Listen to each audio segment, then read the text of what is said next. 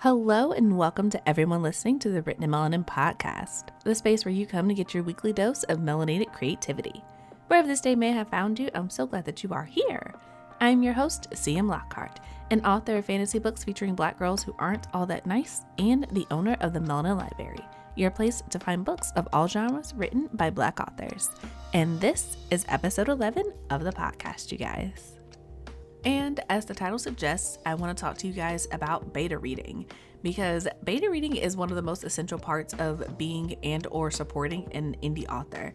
This is the first real set of eyes on the story outside of any close confidants, and it's where the story starts to get its real makeover, where you present it to others and ask them, how do I make this better? It's nerve-wracking, but necessary. And as authors, not only do we ask others to read our stories, but we also read the stories of our friends and colleagues. So today, that's why I'm giving you guys my take on what makes a good beta reader. That being said, if you want to share your own take on it, or you just want to say something positive about the podcast, feel free to click the link in the description, and that'll take you straight to writteninmelanin.com, where you can leave feedback on this podcast episode. So do it, check it out, visit the website, throw that out there, free plug. Okay, moving on. So, let's just get into this, because I had a conversation with my followers about this on TikTok, and it was a really good conversation, and it made me think, okay, maybe I should do a podcast episode about this so I can talk about this a little bit more in depth. So let's just start at the beginning. One of the questions that I got on TikTok was, how do you become a beta reader? And for those of you listening to the podcast and you don't know what beta readers are, essentially, they are, like I said, the first real line of objective feedback that you get as an author. So when you're writing a book, obviously you have your own set of eyes on it, right? Like, you're writing the book, you're reading it, you're doing what you can do. But obviously, after a certain point, you get maxed out on what you can do on your own, and you have to send it out to other people. And there is a step in between, like the author themselves and beta readers, and not all authors do this, and those are called alpha readers. And basically, alpha readers generally either read your story as you're writing the chapters, and so they're seeing like your true first draft, or they get it right as soon as you finish and you've done nothing to it, you haven't edited it, you know that there are things wrong with it, but it's just like it's raw, those are your alpha readers. And those are usually very, very small group of people that and trust their opinion, who can look over like the details and the roughness of it and are just purely critiquing the story. Your beta readers are the ones who come after that. This is when you've cleaned it up a little bit, you've gone through and you fixed a lot of the major things, and like I said, you've kind of maxed out what you can do on your own. And so now you're like, okay, essentially, if I have to do this all by myself with no outside impact on this story, this is what it's going to be. Now I'm giving it to you to let me know what you see, since this is your first time interacting with it, or your second time if your alpha readers are also your beta readers, whatever. Point is, the purpose of beta readers is to get feedback. So to become a beta reader, obviously people want readers who they can trust, and I'm going to make this as clear as possible as I can right now. Beta reading is not the same as getting an ARC. And if I talked about this in a previous episode of the podcast, but an ARC is an advanced review copy of the book. And the reason I say this is not the same is because beta reading is purely for feedback. It is not meant to be shared with the world, to take snippets of, to promote. That is not what beta reading is for. Beta reading is for the author. ARCs are for the audience and the people that are trying to market it, and book reviewers. So those are two different things. So understand that. So if an author is asking for a beta read and you want an ARC, understand that they are still at the point in the process where they are not ready to send you basically what is going to be a finished copy of the book. Because an advanced review copy is essentially what's going to be the finished product, with the exception of like a couple of tweaks here and there, maybe a comma, maybe a period, maybe, formatting. It's very minimal. At that point, major structure of the book is not going to change. All that being said, to the point. Point number 1 of this podcast topic list that I want to talk to you guys about today. How to become a beta reader. And I have a couple of tips for that. The first one is the easiest. Make author friends and ask them. So if you follow authors on Twitter, on TikTok, on Instagram, maybe even Facebook, if there's still some over there, a lot of authors, especially indie authors, will ask if any of their followers, readers, supporters are interested in being beta readers for them to give them feedback. So if that's something that you're interested in, just ask. So make author friends and either wait for them to ask or ask and be like, hey, I really like your work. When you come out with your next book, I would love to be a beta reader for you to give you my feedback on it. Boom, there you go. A lot of times that works. I know it can be intimidating, but understand that authors, especially indie authors, are just people. We need people to give us feedback. Like, that's how the book gets better. So ask, right? Second tip is also just advertise it on your profile. So if you read in fantasy, I say fantasy, that's kind of my default because I write in fantasy, I read fantasy, yada, yada, yada. Y'all know this about me by this point, right? But let's say you read a lot of fantasy. You can literally say in your profile, I offer beta reading services for fantasy and romance, or historical romance and sci-fi fiction, whatever it is that you want to offer your services for. Put that in your profile and some authors will find it and they will reach out to you. Be clear whether or not that is a paid service or not, but it works. Other thing, if you see someone who is asking for beta readers, sign up for it. So I say this from personal experience. Not all of mine, but a lot of my beta readers came from people who just signed up to be a beta reader. I was like, hey, I finished my book. It is a fantasy. These are the things that are involved in it. If you guys are interested in reading my book, let me know. I'm just looking for feedback. And I was very clear, like, hey, this is not to be shared. This is purely for you to give me feedback to make the book better. And it worked. So if you see a sign up form somewhere, or you see an author asking, volunteer, offer, sign up. A lot of times it's going to work in your favor. Which brings me to my last point. Just accept the offer. So if an author asks you, like, hey, do you want to read my book? Would you mind being a beta reader for me? Just say yes. Literally that simple. But that brings me to the next step of this beta reading process, which is, okay, now you're a beta reader. What now? What should you be doing? What should you not be doing? What are some of the things that you should keep an eye out for? And I'm going to preface this section with letting you guys know specifically that these are my tips and what I am looking for in a beta reader. So understand that you should definitely always ask the author if they're looking for any type of specific feedback, what they're looking for, what kind of feedback they're looking for. Communicate with them so that you're doing what they need. But this is from my personal experience, and this is what I do as a beta reader, as well as what I'm looking for in a beta reader. So that's my disclaimer for this section. But that being said, let me get into what you should be doing as a beta reader. And the first thing that I'm going to say is that give lots of feedback, both positive and negative. Feedback. That is the name of this game. Give me as much information as you can. Tell me everything, things you liked, things you didn't like, things you laughed at, things that were confusing, things that you were like, oh, I like this line, or oh, I don't like this character, or even if it's just, yo, this character's being so stupid right now. Even if that's the intention, tell me. I want to know your thought process as you're going through the book. So as much feedback as you can possibly give. And personally, I tell my beta readers this. I tell them, give me as much feedback as you feel comfortable giving me. I want everything, right? And the reason I say this is because from the author standpoint of it, this helps me so much to know, okay, the thing that I thought was funny, the thing that I actually put in there to be funny was received that way, or something that I put in here as a joke kind of went over the heads of most people who read it, or this thing that I thought was really clever worked or didn't work. It lets me know how it's being perceived, even though it's just like, oh, I thought this was funny. Oh, I really like this line. Like as I'm writing, I write lines that I like. So if people are noticing it, it's just like, okay, cool, great, this is working. So feedback. And I say both positive and negative. So tell the author the things that you like, but also tell them the things that you don't like. And tell them as you're reading it. At least that's what I like, which is kind of my second point, which is especially if they send you a Google Doc.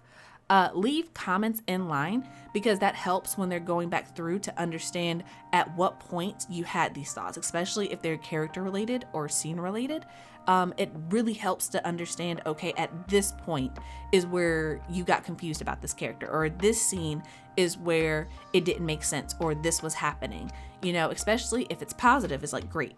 Now I have a reference point. But also if it's negative, it's like, okay, when I go back and do edits, I have an actual anchor point to be like, okay, I need to go back to this point and revisit this, and even if it's negative feedback, that helps. And I know this sounds crazy, but a lot of authors, even as sensitive as we are, we're looking for that negative feedback. We want to know what doesn't make sense, what's not working.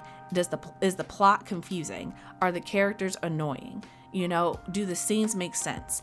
Do you feel like you want to stop reading the book? Because even though it hurts, these are the things that make the book better. But also keep in mind that we're still people, so we thrive off of that positive energy too. So it's like, oh, I love this character. I love this scene. This made me laugh. This made me smile. This made me feel something. And a lot of us as authors, that's what we're trying to do. We're trying to connect. We're trying to make you feel something. So if you feel that, also let the author know so that, they have that boost of serotonin and dopamine or whatever chemical in the brain it is, along with the like, man, okay, I still have work to do. Try to give it a balance. But either way, as much as possible, I'm going to keep saying that, give as much feedback as humanly possible. This can even be line edits. Like if you are like, oh, this needs a comma, or this character's name should be capitalized. Little stuff like that also helps, because after a certain point of going through the manuscript, you do become blind to it. And the things that you would think are like, oh, how could you miss this? It's kind of like, well, this is your first time looking at it versus, these characters live in my head and I have to make sense of it and put it on paper. And I've seen this line 50 million times before, and you get blind to it at certain points, as much feedback that you think is relevant. And I would also say the biggest thing with all of this is to be honest. So all feedback helps, but it only helps if you are being honest with yourself and with the author. If you don't like something, say it. If you don't want to finish the book, tell them. And that also goes into my other point, because these are all kind of muddled together because they build off of each other, but explain as much as you can. Even if you don't have a solution to the problem, if you don't like a character, don't just be like, oh, I don't like Sarah. Okay, well, why don't you like Sarah? Is it because she's annoying? Is it because you don't like the way she's interacting with this other character over here? Is it because of you don't understand her motivations? Is it because you don't feel like she's relatable? Is it because you don't think she's funny? Is it because you don't think she is adding anything to the story? Like, explain as much as you can, because that is what helps authors fix the story. Even when you cannot be like, this is what you should do, you can still be like, I don't like this because, even if it's the most basic thing. We've all been through third grade and we've all made it through school to a certain level. So make sure that you are, channeling those critical thinking skills, and you're telling why don't you like this? Why do you like this? Even explaining like, oh, I really love this scene because it made me feel something and it made me think about this time, That also helps, because it's like, that's what's working, and that's what, as an author, I can replicate and make sure is throughout the book, So I'm going to get off of this rant, but just like I said, give lots of feedback as much as you can, explain as much as you can to the author, leave comments in line, especially if you can, especially if it's a Google Doc, and be honest. All feedback helps. So with that being said, let's talk about what you shouldn't be doing. And by nature of this list, a lot of what you shouldn't do is going to be the exact opposite of what I just said that you should do. So I'm going to try to keep this short. But the first thing is, do not lie about something being good. Just because you like the author, just because they're your favorite author, just because you're excited to be a beta reader, just because you're excited to get the story ahead of time, whatever your motivations are, do not lie to the author because you feel like that's going to help them, or you don't want to be that person. Please be that person. Like I said, all feedback is good feedback, even if it's negative. So don't lie and be like, oh my God, I love the book, I'm so hyped for it. In the back of your mind, or to your friends off camera, or wherever you're talking to, you're like, yeah, no, that book was not it. I'm not going to purchase it. I'm not into it. Because what you're doing is you're setting the author up to fail, because they can't fix what they don't know needs to be fixed. So be honest. And if you feel like that you can't do that, it would be better for you to be like, hey, I thought I could be a good beta reader, but this is outside of my wheelhouse. And I know we live in a culture where it's like backing out of things is looked at as such a terrible thing, but like honestly and truly, if something is out of your range, out of your wheelhouse, it is perfectly fine to be like, I can't do this. I don't have the skill set. I don't have the background. I can't for whatever reason. Just tell them. Everybody loves honesty and transparency. And what's worse is if you spend 3, 4, 5 weeks forcing yourself to get to the manuscript just to lie to them about what it's about, because that doesn't help, okay? Beta reading is a process, and a lot of the following process of creating a book cannot happen until beta reading is done. So do not lie. Also, do not try to spare the feelings of the author. And this is not to say be malicious. I am saying do not try to be like, oh, well, I don't want to tell you that this character was wearing a different outfit and doing something completely different 3 lines earlier because I feel like it's going to hurt your feelings. If you are super concerned with that, I would not recommend you become a beta reader. Beta reading in and of itself is a difficult job because you have to tell the author what's wrong with the book. That's literally your job. Literally your job is to tell them what's not working and what is working. So if you feel like you can't do that because you're too concerned with being nice, or they're a close friend of yours and you don't want to feel like you're being too harsh with them, don't agree to it. If they ask you to be a beta reader, just say no. And just be honest. Be like, I don't think that I can be honest with you because I like you as a person too much, or I am too excited about your work in general to be an objective beta reader. That is valid, okay? So if you can't do that, if you're going to try to spare their feelings, don't do that. Don't be a beta reader, okay? That doesn't help anyone. But that being said, do not be malicious. Do not go out here and try to hurt someone's feelings, because at the end of the day, it is still art. It is still the brainchild of someone. And if you can't give constructive feedback, if you don't know what that is, if you don't know how to give it, you don't need to be a beta reader. If you're just going to be malicious and tear an author down, that's unnecessary. And this is not the space for you.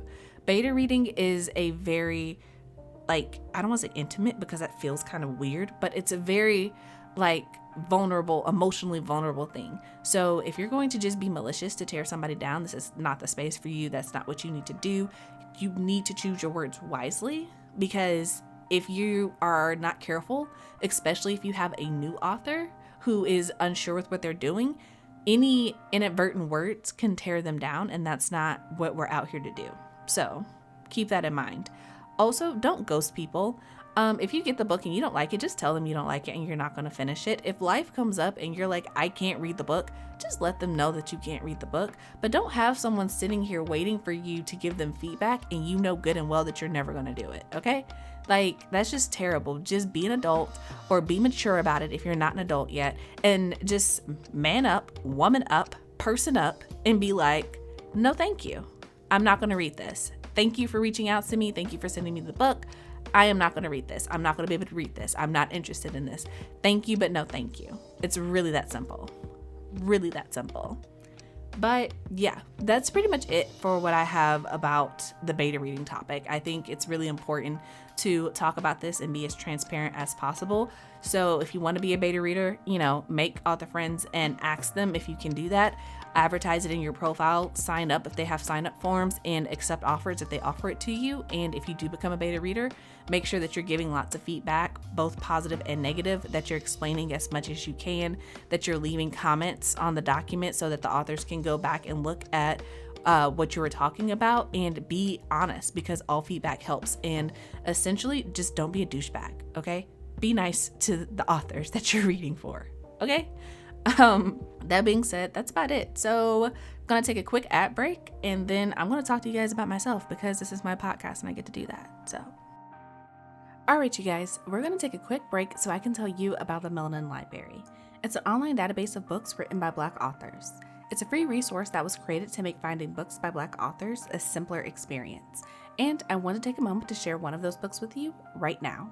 We Are the Origin by C.M. Lockhart is a new adult fantasy that will be available on June 21st, 2022.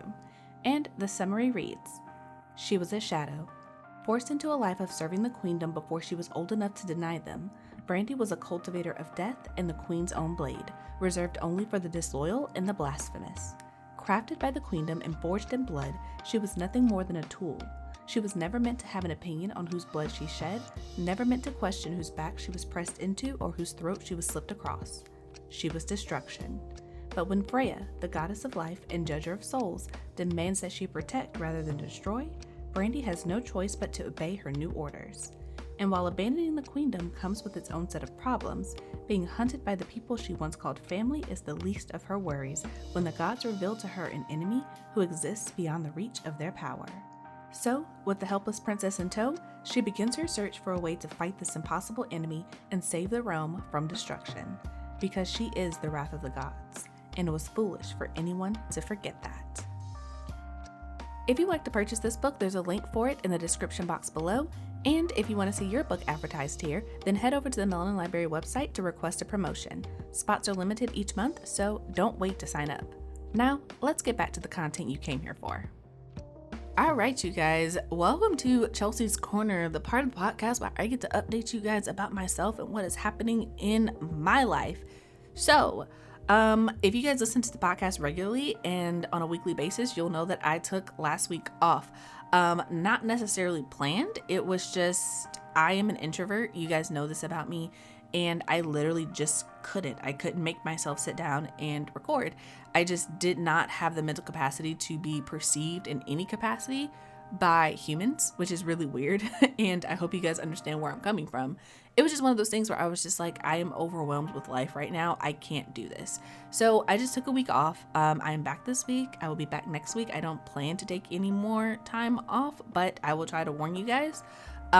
If you follow me on Twitter and TikTok, then you would know this because I did mention it, but I'm not telling you that you should follow me on social media. I'm just mentioning that if you did follow me on social media, you knew about this already. So throwing that out there, but yeah, all that to say that I think it's okay though, if you do create things and you're just like not in the headspace for it. I think taking a break is healthy.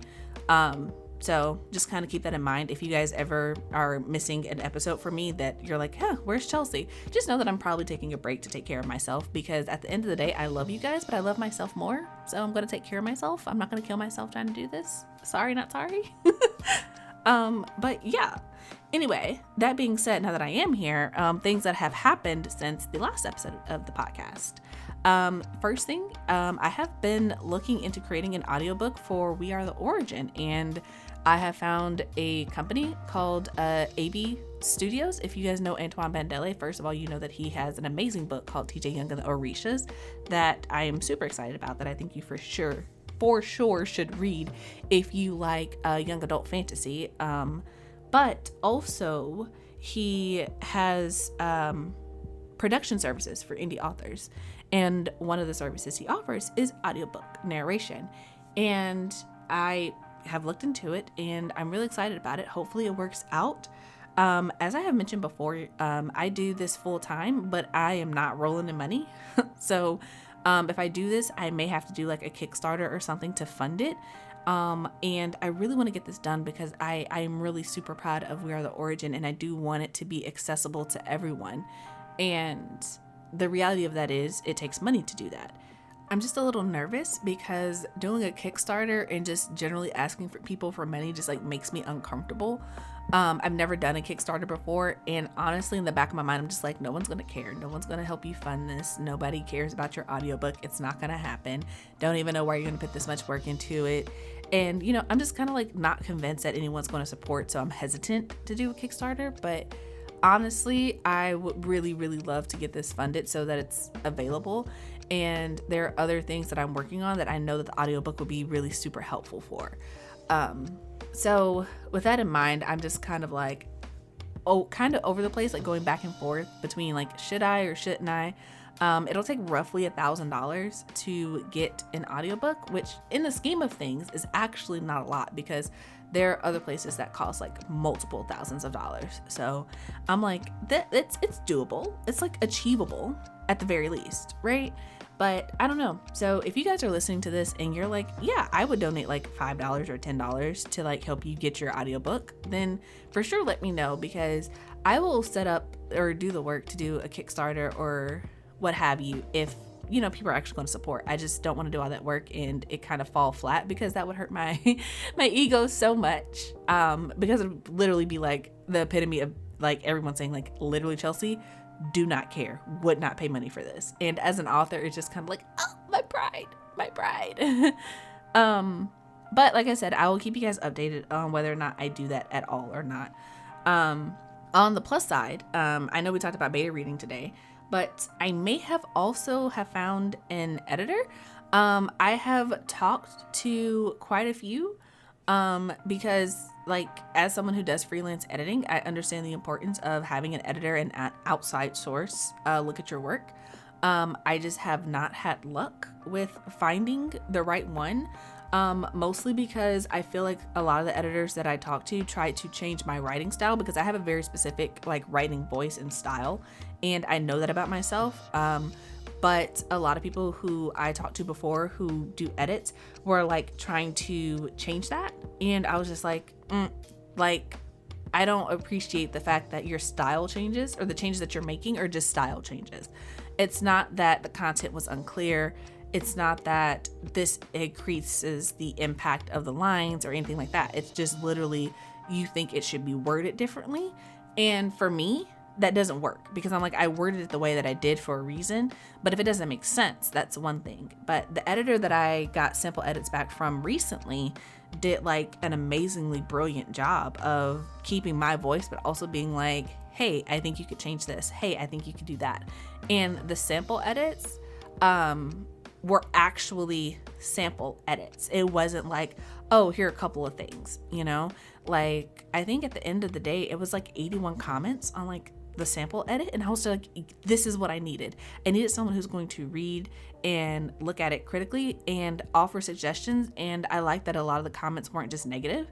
They were also like, you know, positive things like, oh, I really like this. This line is great. I can see that you have this kind of style, and I think it's going to work really well throughout the book. And I like the way that you're doing this.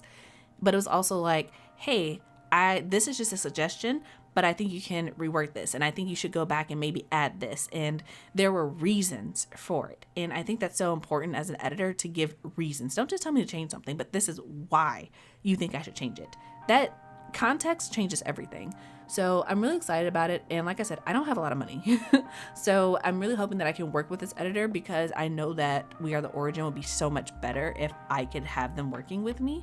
So like, just send me positive vibes and just hope that this works out, because I'm really excited about it. Like stupid excited, because the thing about being an indie author is that when you find people that you can work with, like, it makes everything so much easier. Like, having a writing group and writing friends that I can trust to be alpha readers who are going to read my stories as they come out helps so much. It helps speed up the process. Having a go-to cover artist being like, hey, I have a book, I'm ready for another cover, and knowing their prices, knowing their process, knowing how that works, it's just like, yes, that makes things so much easier. And hopefully I will be able to add an editor to that list, where it's just like, okay, I have someone when I'm ready, I can just work with them, and I know that I'm going to get the kind of feedback that I need to improve my story. That will make things so much easier. And I love connecting with people and making connections, but I also love when those connections are also like, we can work together to make good content. That is what I want, especially being able to outsource things, because even as a freelance editor, I know how to edit. Editing my own stuff, I'm still blind to it. So there are things that I can catch, but there are also things that go over me, because I'm like, I created this. I've seen it a million times. Some of the things that were pointed out to me in the sample edit, I was just like, wow, like, you're absolutely right. And I think that's why I like this editor, is because like my editor brain understands their editor brain. And I'm like, this makes sense. I have nothing to disagree with. You're absolutely right. So just send me the positive vibes. I really want to work with this person. So yeah. Also, I have started writing on my next project. It's going to be called The Lady Widow.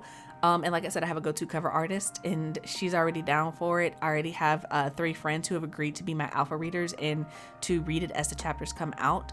I think I've talked to you guys about this in the previous episodes of the podcast, but The Lady Widow is going to be basically what I'm calling space pirates, because honestly, I just want to write a book about a black girl who goes to space of her own volition, and she goes there and wrecks shop on the entire galaxy. And it's going to be so fun. So fun. So I've started writing on that. So far, I'm like 700 words into it, which isn't a whole lot, but the chapters are going to be relatively short, because y'all know me. I love anime, I love manga, I love all of that type of storytelling. But one of the things that I really, really, really like about manga is that it comes out regularly, and it comes out in volumes. So you always have another part of the story to look forward to. So for those of you who are like interested, I can go ahead and tell you, like, for sure, it'll probably be in that type of style format. I will probably release the chapters on my Patreon. So if you want to support that, for sure, recommend signing up for it, because you'll be supporting me and the Melanin Library and helping me to get an editor. So there's so many good things about that. But I'll also be releasing the chapters on my Patreon, and then once I have enough of it together, I'm going to collect it and release it as a book. Just because I want something that's fun, that's going to keep me writing and being creative, that allows me to like stretch and push my creativity and not let it get like rusty in between writing books, like while I'm waiting for my beta readers to get back to me rather, about We Are the Origin. I can still be writing. So yeah, I'm really, really, really looking forward to that, and I hope you guys like it. But yeah, that is it for this episode of the Written in Melanin podcast, you guys. If you'd like to support me, CM Lockhart, my books, and the Melanin Library, then consider joining my Patreon. For as little as $3 a month, you'll get exclusive updates and early release chapters of my books. Simply head over to patreon.com/writteninmelanin to sign up. In fact, you can read the prologue of my upcoming book, We Are the Origin, for absolutely free on both my Patreon and my website right now. So check it out. And if you'll be so kind, please rate this podcast wherever you're listening to this at, or say something positive about it on the Written in Melanin website. There's a link in the description box that'll take you straight there. Thank you so much for listening, and until next time, I hope all your books are full of melanin.